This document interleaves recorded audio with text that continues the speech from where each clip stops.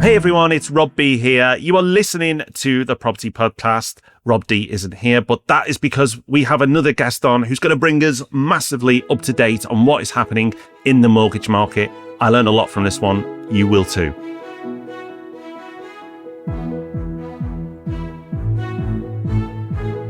Hey everyone, welcome to the Property Podcast. I'm super pleased this week that we've got Kelly on. Kelly is from Sirius Finance. All her details are in the show notes if you're interested. But what you should be interested in is this content, because this week, Kelly gets into what is happening in the mortgage market right now, which of course is super interesting. But what I really loved was hearing about all these new products that are coming online, all the innovation that's come into the market. But of course, we don't just keep it all rainbows and unicorns. We go into the stuff that's frustrating right now as well. And we get into that. And it's important to share both sides of the market, like what is good, but also what's frustrating. So we cover all that. Rob D will be back next week. Don't panic. It is the summer, so people are allowed holidays. And he will be back next week with me. But until then, let's get the lovely Kelly on the show. Kelly, let's kick off with a quick overview of the mortgage market right now. A lot has changed. It feels like a lot has changed since we last caught up. Let's just take it a big picture at the moment. How do you feel about the market at the moment, you personally? It's an interesting one because it's very positive, which is great. I would say we're going through a little bit of a transitional phase at the moment. The Bank of England have cut base rates, as we all know, just recently from 4.25 to 4% in August, which is the second reduction we've seen this year, which is really great. And the knock-on effect of that is that inflation is continuing to ease. And we're, at the time of this recording, is now around 2.4%, which is already good and strong. And whilst that easing is welcome news for landlords, the response from lenders, I would say, has still been quite cautious. Fixed rate mortgage pricing is still heavily influenced by the swap rates, which we spoke about last time, which have only moved slightly since the base rate cut, which is quite typical. For example, 2-year swap rates fell by just a minimal amount of, I think it was about 0.8%, whereas 5-year swaps are remaining quite flat. When it comes to your high street lenders, for example, like Barclays, HSBC, to name a few, they've made some modest reductions to the fixed rates, but others like Santander and NatWest are still holding back for the time being.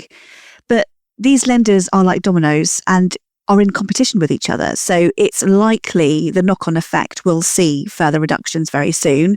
And there's lots of optimism in the market right now, more so than we've seen in a while. And I'm confident this will drive the market on an upwards only trajectory. Let's hope anyway. And what's the feeling in the market in your world at the moment with another rate cut this year? Do you think it's possible? Obviously, we're not going to hold you to anything and no one's going to get cross if you get this wrong. But I'd really be interested to get your view on, do you think we will get one more cut? Because that'll be significant, right? Absolutely. I think going sub 4%, psychologically, I think that could be a really big cut, even though it's the same amount each time, if it's just another 0.25%. But going down to 3.75, I don't know, maybe just to me, but I get the sense that that would make a big difference to everyone's mindset. I completely agree. And I'm pretty sure we're going to see one more. Again, don't hold me to this. And research does suggest, with the economists of the UK, etc., are all predicting something similar. One more cut for the end of the year, which again will just boost everyone's mindset, won't it? Just kind of kickstart everyone into putting the house on the market, to getting the market moving again. And like you say, if that's then in a base rate starting with a 3, it just sounds so much more beneficial for landlords looking at opportunities, and then swap rates will then obviously then follow as a result too. So yeah, let's keep everything crossed and hope for that further reduction before the year is out. So let's talk products at the moment. What's the best? The best can mean so much, right? But what's the best product out there at the moment, or the most popular product, if that's easier? Like, what are people going, okay, that's the one I want? And I appreciate this could change by next week, but right as we speak at the moment for investors, what's the best product that most investors are going for in a limited company? And what's the best or most popular product for investors who are investing in their own name? We talk about all the product ranges. If anything, I could put a recording of myself and keep playing it over and over again, because obviously there's lots of different products out there, lots of different advice, but it still is fixed rates. Fixed rates are remaining the most popular choice, especially among your risk-averse borrowers who are seeking the budgeting certainty. We have lots of innovation coming through as well that we're seeing now. Lenders, like I said before, are in competition with each other. So they're all trying to come out with something a little bit new. We're starting to see longer term fixes coming through the ranks. We've got lenders now who are also offering cashback incentives, so it's quite interesting. That could be anything from £200 to some lenders have even got £1,000 cashback being paid on completion, which can help with your legal fees. Yeah. We've even also got the classic green mortgages, which are becoming ever so popular now. And this is for your energy efficient homes where you've got an EPC rating of an A to C grade, which obviously for new builds, majority of the time, we are going to automatically have an A to C grading, which means you're always going to qualify for these green products. These green products can be anything from 0.1 to 0.2% more competitive than your standard rates. Wow. So straight off the bat, you're getting something a little bit more competitive, your cash flow's improving, and you're paying a lot less in the long run. We are still talking about your tracker rate mortgages, your variable rate mortgages with clients. But what we tend to see for buy-to-lets is that landlords prefer to have that security. You want to know exactly how much is coming out of your bank each month so you can forecast effectively. The fluctuations is not something which is welcomed, although we're still talking about it. You never know, that might change as the base rate improves, as the market improves, but at this moment in time, your fixed rates are definitely most popular, and that is across both sides, both your investors in your limited companies and your investors that are investing personally. But let's see if that changes. You mentioned longer term fixes. So are you talking beyond 5 years? There's products out there now? There is for your personal name. Right. Products. We are seeing a slightly longer term fixes. On your variable rate products, probably more so. We have more lenders now coming out with your lifetime trackers. Your lifetime trackers are typically tracking the whole lifetime of the loan. So if you have a 25-year mortgage, you are going to have a discount above the base rate, and that discount is going to be fixed for that 25-year period. So depending on what happens with the base rate, you're always going to be 25 basis points above. I would like to see more longer term fixed rates being more popular with your limited company lenders, and more people are actually asking me about that now, which we've not really had before. So a few people actually this week have inquired about a 10-year fixed. We're not quite there yet with the limited company lenders, but I'm hoping that we're going to start seeing those become something new, because that will be very innovative, something that we've never even seen before. Yeah, that's only really been done in personal mortgages, personal as in you buying your own home or remortgaging your own home. It'd be great to see that as a product in buy-to-let. Absolutely. Especially with the way interest rates are going at the moment. If you, hypothetically, because it doesn't exist, but if you could fix for 10 years around 4%, I know it doesn't sound that exciting, but if that product ever came out, 4% historically, as we know, is a great rate. Absolutely. I know we all got used to super low rates, but actually that's an incredible rate. So, over 10 years. So yeah, fingers crossed something like that happens. Where else is happening in the market? Are we seeing higher loan to values being introduced? Are there other products that are coming out that are catching your eye? Maybe they're not that competitive yet, but they're taking the first steps in that direction. Yes, and 80% loan to value ranges are starting to come back now, which is really positive again. They were temporarily withdrawn when the rates went through the roof a couple of years ago. So It's nice to see lenders back in that marketplace. One thing I would say about your 80% product ranges, and again, we do talk about them from time to time, but my advice would be to approach these with caution. Firstly, the increased stress testing on these products sometimes means that the full 80% isn't available, depending on the investment. But more importantly, if you're planning to invest in multiple properties and eventually become a portfolio landlord, then your background portfolio is also stress tested by the lender, which they won't want geared any higher than 75% loan to value. So this could affect your future lending capability. So please do bear that in mind when you're talking about anything above 75% loan to value. We are also seeing lenders now introducing product ranges for your non-portfolio landlords and a different product range for your portfolio landlords. Typically, it was, again, across the board with majority of lenders, it was a one size fits all. Whereas now we're seeing more competitive pricing for your non-portfolio landlords, which again, I think is a positive for the fact that there's lots of people who are starting off and making that first move. And actually, from a lender's point of view, you're not as a risky borrower when you've only got up to 3 mortgaged buy-to-let properties, which is what we would deem as a non-portfolio landlord. When you're then buying your 4th, you then go into portfolio territory, which again, there's still lots of very good competitive products out there, but it's nice just to see different product ranges, again, just giving people choice, which I like. Yes, choice is good. And it's good that there's that coming into the market. So competition is always great, and that drives prices down, margins down on the lending. But the other thing it does is it creates new types of products which are interesting. And if you had a magic wand, put you on the spot now, Kelly, but if you had a magic wand and you could create your own product, I mean, not a bit daft, like no interest or whatever, but like a sensible product that would benefit the market, what would you do? Whether it's something that's been around before and no longer exists, but you would bring back or create from scratch, what would you do? That's a really good question. And you have really put me on the spot with that. But I've seen historically a 1-year fixed, again, not very common in the buy-to-let world and limited company world. But a lot of people are wanting flexibility nowadays, for whatever that reason may be. And I think the 1-year fixed is something which is going to give you that flexibility to be able to then relook at the market again a bit shorter than having to wait your 2 years. Sometimes for some people, 2 years is a long time, let alone 5 years. So I would quite like to see a 1-year fixed, and it would be really nice if we could start seeing more desktop valuations. We see a lot of desktop valuations on refinancing. We see a lot of desktop valuations on your run-of-the-mill buy-to-let purchases. But when it comes to new builds, desktop valuations aren't something which is readily available, because obviously somebody wants to go out to the site and make sure that this house or this flat is standing. But actually, if it's got planning permission and if it's got building regulation sign off, and we've seen all of that, why do you need to go and see it? So for me, it would be a 1-year fixed with a desktop valuation on a purchase for a new build, and that would be my product of choice. Great, I love it. That would have benefited me earlier this year. I definitely would have taken advantage of that type of product. So let's get back into the real stuff again, and the market and interacting with investors as you do at scale. What is their biggest frustration at the moment? It changes, right, from month to month, I'm sure. But right now, what seems to be the biggest bugbear with the investors you're dealing with? A lot of investors are trying to maximize their portfolios. So going back to an investor who's experienced, for example, and got a lot of cash tied up in portfolios, and they want to release that to be able to reinvest and go again.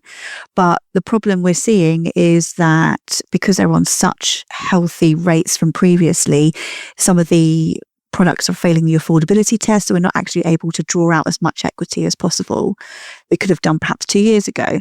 So that's a frustration, although we're managing to figure out different creative ways around that. And we're also looking at existing lenders a lot more and product transfers. So product transfers are something which we're writing a lot of at the moment, not so much in comparison to what we did previously, which again is a good thing because product transfers do provide you with a lot of flexibility. They're nice and quick and easy to do. And there's lots of lenders now who are really trying to offer customers competitive pricing. And actually sometimes the pricing is even more competitive for their existing customers than there is for new customers. And we've got even more lenders nowadays who are looking at further advances. Still again, buy-to-let world, in comparison to your main residential home, there's not as many lenders considering further advances, but there are more so now than there has ever been. Kelly, could you quickly explain to everyone what a further advance is? Because I think it's great, but not everyone listening will know what that is. Of course. So when we're looking at a product switch with your existing lender, we can also apply to your existing lender to take a further advance out as well. So it's almost like an additional loan that runs alongside your main loan that you've already got on the property. The good thing with that is that we then compare what you can get with your existing lender with what's available on the rest of the market. Sometimes the rates that they've got for their existing customers are so much more cheaper that it would pay to stay than it would be if we would have to refinance you. Because if we're refinancing you, we may need legal costs. It's likely that we may need a new valuation. You might have to pay a broker fee. Whereas with a product transfer and a further advance with your existing lender, could be a lot more cheaper and a lot more easier, because typically they may not even want to do a valuation. They may use a desktop valuation or the original valuation that they had carried out. Sometimes with the further advances, you might have a minimum loan size. That minimum loan size could be £10,000. So depending on how much equity you've got in the property, we may not meet that. But again, when you're speaking to a broker, they can look at the bigger picture. So they can then weigh that up against what we can get with the rest of the market for you. And depending on what it is your driver at that point, we can then make the best recommendation. Let's talk about more frustrations. And a huge frustration and a huge problem, certainly at the turn of the year, was down valuations. It felt like 100% hit rate at one point. In fact, it was. Every valuation I was seeing was getting downvalued, and with no consistency, I might add as well. You'd see from a few £100s to thousands of pounds on the same properties, which shows you sometimes what nonsense the whole thing is. I get the sense now, but you are closer to it, that things are improving quite a bit, and it's gone from happening all the time to occasionally happening now. Or am I being too optimistic? You are seeing it, you're obviously a lot closer to it than me. So how are you seeing it right now? No, I completely agree. The valuation optimism is definitely growing. We're optimistic that property prices will rise slightly over the next 12 months as the market regains confidence. And I'm keeping everything crossed as I'm saying that. Rental yields are at a decade high at the moment as well. And due to this, buy-to-let lending is forecast to grow by, I'm sure research is suggesting 14% this year, which is phenomenal. Wow. Yeah, it's a lot. There is still caution being portrayed by valuers, though, due to economic uncertainty. For example, the Renters Reform Bill, the up-and-coming autumn budget, to name a few. So I do find that valuers try and scale back slightly. They also want to protect their liability when there's possible economic things happening within the market that could have a detriment to values. But overall, the sentiment is resilient and positive from my view. Now, with the rates cutting, the market being a bit more optimistic, are we seeing investors using equity within their own home? Because if you can go and borrow around 4% on your own home and then get a return of 6%, then you're doing quite well. Now, it's not something you should rush into. You should take advice from someone like Kelly. If you're listening to this, don't rush into this. But from your point of view, Kelly, I'd love to hear, are more investors going that direction now? Because when the rates spiked, understandably, it wasn't their number one strategy for many investors because the rates were so high. But now with rates coming down and trending down, are you seeing more people going, okay, I'm going to tap into my equity to use that to go and invest in property? Yeah, and I'm being asked this question more so frequently nowadays. And yeah, approach with caution, absolutely, because when you're securing against your own home is at risk, of course, but your rates are actually a little bit cheaper when you're securing against your own home as well. So that's a nice tick in the box. Although one thing just to bear in mind is that it's all based on affordability from your own personal income when you're securing against your own home. Whereas if you're securing against an existing buy-to-let, for example, the buy-to-let lender's main affordability criteria is around the rental that the property generates. And although they require you to have some form of income, and they will do an income check, that income check is quite secondary, so it is a bit more of a tick box exercise. Most of our lenders, for example, don't have a minimum income, but they want to see you have some form of income to cover your day-to-day living expenses, as an example. So when securing on your main residential home, it is more based on your income, and you can only really secure typically 4.5 times what you earn. So assuming that you can release the amount of equity that you're wanting to within those realms, then that is definitely something which we can look at, and is something that we can run in parallel with a purchase as well. And there's lots of equity being sat in existing portfolios too. We're also seeing a lot of what we call consumer buy-to-lets. So we deal with a lot of people now that are based overseas. They used to live here in the UK. And they used to have a family home here in the UK. They're now renting that out as they're overseas and they're gaining an income from that. And they've got a lot of equity sat there. So they're looking to actually release equity from what used to be their former home. But if they haven't already bought a property here in the UK and they just got that one and we're refinancing that one, it is still deemed as a regulated mortgage, because in the eyes of the PRA, which is who governs our mortgages, you are deemed as an accidental landlord. So affordability calculations are still coming into play with that. But we're seeing a lot of consumer buy-to-let refinance applications at the moment, pulling that equity out to then go and put that down for a deposit for a buy-to-let, whether that's personal names, limited company name, depending on your tax reasons. So it's a great strategy to be had and a good way to increase your investment opportunities. Kelly, last one. I'm going to push you for more.